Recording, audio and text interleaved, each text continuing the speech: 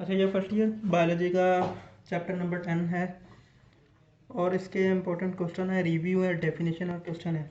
और ये इसके अंदर 15 से 16 शॉर्ट क्वेश्चन है। 3-4 दफ़ा पहले भी इसका हमने रिव्यू कर लिया है। मेरे ख्याल से अब इस चैप्टर को बंद करना चाहिए, कोई अगला शुरू करेंगे। और ये आज देख लें। पहले नंबर पे आपके पास है कि वो कह रहा है कि 3 सब क्लासेस लिखें ऑफ क्लास मेमेलिया। ये क्लास मेमेलिया जो है ना, इसकी 3 सब क्लासेस लिखें। अब आपको थोड़ा सा मेमेलिया के बारे में बताता हूँ कि आपके और ज़्यादा जो क्वेश्चन है इसके अंदर से निकल सकें।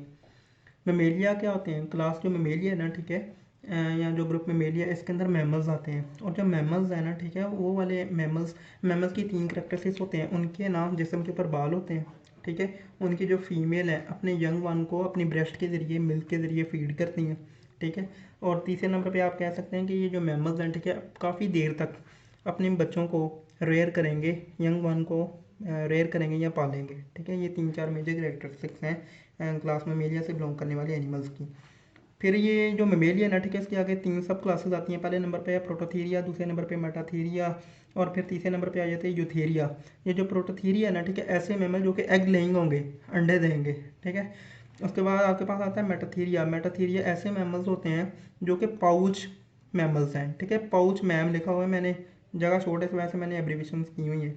तो क्लास मेटाथीरिया जो है ना, ठीक है, इसके अंदर पाउच मैमल होते हैं, यानी ऐसे मैमल जिनकी बॉडी के आगे एक छोटी सी थैली लगी होती है, एक छोटी सी पाउच लगी होती है, उसके अंदर वो काफ़ी देर तक अपने यंग वन को रेयर करते हैं, पालते रहते हैं, जिस तरह की कैंगरू, आपको पता है, आपने टीवी के अंदर, मूवीज़ के अंदर, चैनल्स के अंदर देखा होगा।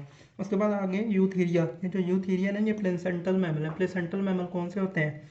प्लेसेंटल मैमल ऐसे मैमल हैं जिनकी, प्लेसेंटल मैमल का केस कुछ इस तरह से है कि ये जो वर्ड प्लेसेंटल निकला है ना, प्लेसेंटा से निकला है। और ऐसे मैमल जिनकी बॉडी के अंदर प्रेगनेंसी के दौरान प्लेसेंटा मौजूद होगा, ऐसे मैमल जिनकी बॉडी के अंदर जिनकी फीमेल के अंदर जो है ना, वो प्लेसेंटा मौजूद होगा प्रेगनेंसी के दौरान, उसे हम क्या बोलते हैं? प्लेसेंटल मैमल जिस बोलते हैं। जिस तरह की हमारी फीमेल्स हैं, ठीक है, ह्यूमन फीमेल के अंदर भी जब वो प्रेग्नेंट होती है तो वो प्लेसेंटा बना होता है। प्लेसेंटा कनेक्शन है जो कि मदर के दरमियान और यूट्रस की वॉल के दरमियान होता है। उसके बाद आगे आपके पास आता है शेल्स ऑफ मोलस्का और उसके यूजेस बताएं। अब ये जो मोलस्का है, ये आपको पता है कि एनिमल का एक ग्रुप है। इसके अंदर स्नेल्स आते हैं मोलस्का के अंदर, और भी बहुत सारे एनिमल्स आते हैं। ये पूरा का पूरा एनिमल का एक ग्रुप है। अब कह रहा है कि मोलस्का की बॉडी के ऊपर ना, जो फाइलम मोलस्का है, ठीक है, इनसे बिलोंग करने वाले जितने भी एनिमल, इनकी बॉडी के ऊपर शेल्स चढ़े होते हैं, ज़्यादातर शेल्स चढ़े होते हैं। और वो जो शेल्स हैं उनके अंदर कैल्शियम कार्बोनेट होता है। इसी वजह से इन शेल के अंदर जो कैल्शियम कार्बोनेट है, कैल्शियम कार्बोनेट की वजह से इन शेल को मिक्स कर दिया जाता है, किसके साथ? टार के साथ। और उस तार से फिर क्या करेंगे? वो रोड बनाएंगे ताकि आपके रोड को मजबूती मिले। उसके बाद ये जो शेल्स है ना, ठीक है, इसके अंदर शेल्स के ज़रिए मलस्का के जो शेल्स हैं, ठीक है, उन्हें तार के हम ऑर्नामेंट्स वगैरह, कोई सजावटी चीज़ें, डेकोरेशन पीसेस वगैरह इस तरह के बना सकते हैं। उसके बाद आगे आपके पास आता है टेट्रापोड। अब टेट्रापोड क्या चीज़ है? टेट्रापोडा, टेट्रा का मतलब होता है 4 और पोडा का क्या मतलब है? फीट, ठीक है।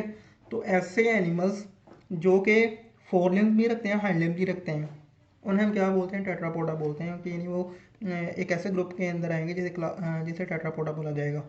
और ये जो टेट्रापोड है ना, ठीक है, इसे दूसरे लफ्ज़ों में आप इस तरह से भी बोलेंगे कि सुपर क्लास है किसकी? वर्टिब्रेट की। और वर्टिब्रेट भी आपको पता है कि ऐसे एनिमल होते हैं जिनके अंदर बैकबोन पाई जाती है। और ये टेट्रापोडा को 4 फुटेड बोला जाता है। 4 फुटेड क्यों बोल रहे हैं? क्योंकि इनकी 4 टांगें आपको नजर आएंगी, ठीक है। हम भी टेट्रापोड के अंदर आते हैं। हम हमारे यहाँ इस तरह से है कि हम जो नीचे वाले 2 लिम्स हैं उन्हें हम क्या बोल देते हैं? टांगे बोल देते हैं। और जो बाजू हैं उन्हें क्या बोल देते हैं? आंख बोल देते हैं, ठीक है। लेकिन हम भी टेट्रापोडा के अंदर ही आएंगे। तो इससे टेट्रापोडा से बिलोंग करने वाले जो कुछ एनिमल के ग्रुप्स हैं वो देख लें। पहले नंबर पे एम्फीबिया, दूसरे नंबर पे रेप्टिलिया, तीसरे नंबर पे एव्स। एम्फीबिया के अंदर आपको पता है फ्रॉग आते हैं, और फ्रॉग की 2 टांगें सामने, 2 टांगें पीछे। इसी तरह आपके पास जो रेप्टिलिया, ठीक है, रेप्टिलिया के अंदर आते हैं आप क्रोकोडाइल्स वगैरह, ठीक है, टर्टल वगैरह, उनकी 2 टांगें आगे, 2 टांगें पीछे। और जो एव्स हैं, ठीक है, एव्स का जो केस है थोड़ा स्पेशल हो जाता है, इसे ज़रा गौर से देख लेना। एव्स के अंदर आते हैं बर्ड्स। और बर्ड्स की आपने याद रखना है कि जो 4 लिम्स हैं, यानी जो बाजू हैं, वो कन्वर्ट हो गए हैं इनके अंदर वाला विंग्स के अंदर। और जो एव्स की जो नीचे वाली लिम्स हैं, हाइंड लिम्स, वो एज अ लेग्स के तौर पे काम कर रही हैं, ठीक है। उसके बाद आगे आपके पास आता है हेमोसायनिन। अब हेमोसायनिन क्या चीज़ है? ये फाइलम मोलस्का से बिलोंग करने वाले जो एनिमल्स हैं, ठीक है, इनके अंदर यानी स्नेल्स के अंदर मौजूद होता है हेमोसायनिन। ये है क्या चीज़? ये रेस्पिरेटरी पिगमेंट है, यानी ऐसा पिगमेंट, ऐसा ऐसी कोई प्रोटीन है इनकी बॉडी के अंदर जो कि बॉडी के अंदर ऑक्सीजन को और कार्बन डाइऑक्साइड को ट्रांसपोर्ट करेगी, और ये ब्लू कलर का होता है हेमोसायनिन। उसके बाद अगला जो सवाल है आपके पास वो है गैस्ट्रोपोड्स।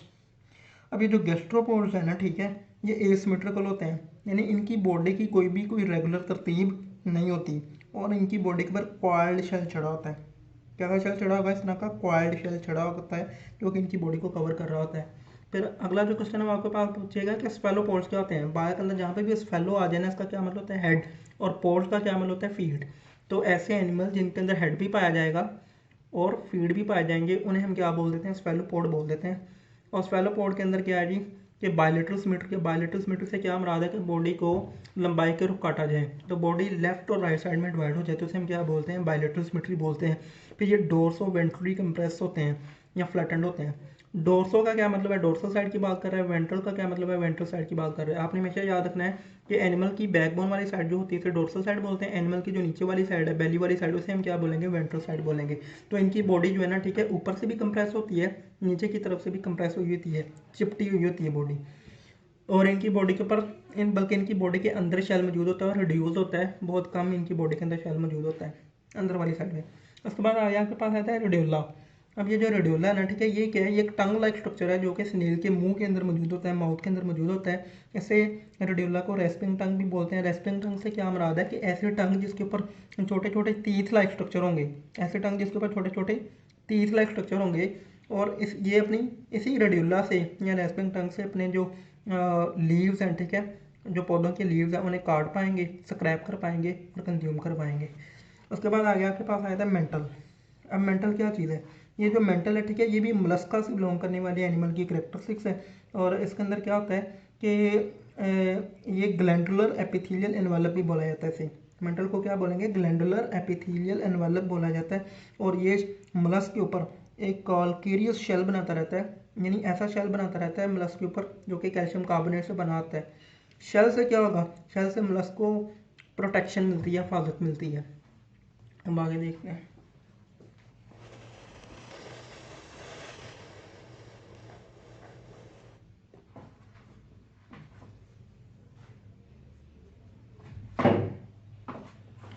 उसके बाद आगे आपके पास आता है स्फिंक्स। स्फिंक्स क्या चीज़ है? ये एक वॉइस ऑर्गन है, यानी ऐसा ऑर्गन जो कि बर्ड्स के अंदर वॉइस पैदा करता है।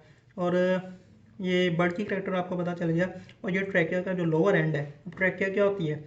ट्रैकिया वो सांस की नाली की बात कर रहा है कि बर्ड्स के अंदर जो सांस की नाली है उसका ये वाला जो सिरा है, यानी नीचे वाला जो एंड है, वहाँ पे एक छोटा सा स्ट्रक्चर मौजूद है, उसे हम क्या बोल देते हैं? वॉइस ऑर्गन बोलते हैं। और वॉइस ऑर्गन को क्या बोला जा रहा है? स्फिंक्स बोला जा रहा है।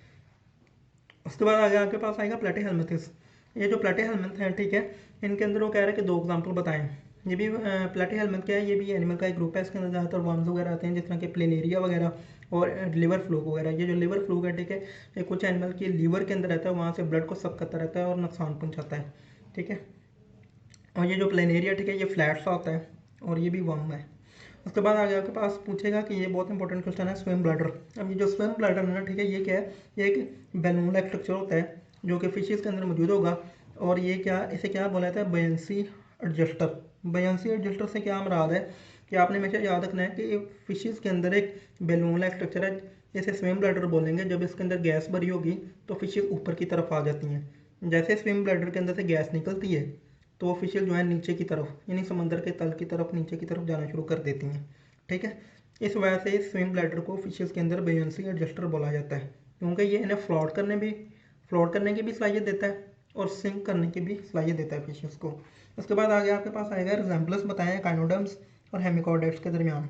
अब एकाइनोडर्म्स आपको पता है कि ये क्या है? ये समुद्र से बिलोंग करने वाले एनिमल्स हैं। और हेमिकॉर्डेट्स के बारे में आप जानते हैं कि जो एकाइनोडर्म्स और हेमिकॉर्डेट्स जो है ना, ठीक है, ये बहुत बिलोंग करते हैं ड्यूट्रोसोमिया। मैंने आपको प्रोटोसोमिया और ड्यूट्रोसोमिया के बारे में बड़ी डिटेल से बताया था, इनकी सिमेट्रीज के बारे में बताया था। कुछ के अंदर बायलेटरल सिमेट्री होती है, कुछ के अंदर जो है रेडियल सिमेट्री होती है। तो कह रहा है कि जो काइनोडर्म्स और हेमिकॉर्डेट्स हैं इनके दरमियान रिजेम्बलेंस बताएं, तो आपने क्या कहना है? ये दोनों एनिमल के जो ग्रुप हैं ड्यूट्रोसोम से बिलोंग करते हैं और ये रिश्तेदार हैं किनके? कॉर्डेट्स के, यानी क्लोजेस्ट टू कॉर्डेट्स। कॉर्डेट्स से बिल्कुल क्या करते हैं? ममासलत रखते हैं, सिमिलरिटी रखते हैं, रिजेम्बलेंस रखते हैं। फिर आगे आपके पास आएगा क्लास मैरोपोडा। अभी जो क्लास मैरोपोडा, ठीक है, ये भी क्लास, ये वाली जो क्लास है, ये भी एनिमल, जितने भी ये जो क्लासेस हैं, ठीक है, ये एनिमल के ग्रुप्स हैं। तो ये जो क्लास मैरोपोडा है ना, ठीक है, ये ट्रस्टील है, ट्रस्टील से क्या मुराद है कि खुश्की पे रहने वाले एनिमल। फिर दूसरे नंबर पे क्या आ जाता है, ये कार्निवरस होते हैं, यानी ये गोश्तखोर होते हैं, यानी मीट को खाते हैं। इसके अलावा ये अदर एनिमल को खाएंगे। उसके बाद कहता है कि ये अपनी फीडिंग के लिए प्लांट्स को भी कंज्यूम कर सकते हैं, प्लांट्स को भी खा सकते हैं। इनके अंदर आई मौजूद भी हो सकती हैं और आई नहीं भी मौजूद होंगी। अब इसका क्या मतलब है, यानी ये कहना चाह रहा है कि क्लास मैरोपोडा से बिलोंग करने वाले कुछ एनिमल्स के अंदर आई होंगी और कुछ के अंदर नहीं होंगी। उसके बाद आया आपके पास आया था प्लेसेंटा। प्लेसेंटा क्या चीज़ है, प्लेसेंटा कनेक्शन होता है जो कि प्रेगनेंसी के दौरान फीमेल के अंदर यूट्रस और बेबी के दरमियान में मौजूद होता है। और प्लेसेंटा से क्या होता है कि प्लेसेंटा से जो है ना, ठीक है, एनिमल्स अपने बेबीज़ को एनर्जी प्रोवाइड करते हैं, ब्लड के ज़रिए फीड प्रोवाइड करते हैं, और बेबी के अंदर जितने भी वेस्ट बन रहे होते हैं, ठीक है, वो मदर की सर्कुलेशन के अंदर आ जाते हैं, किसके ज़रिए, प्लेसेंटा के ज़रिए।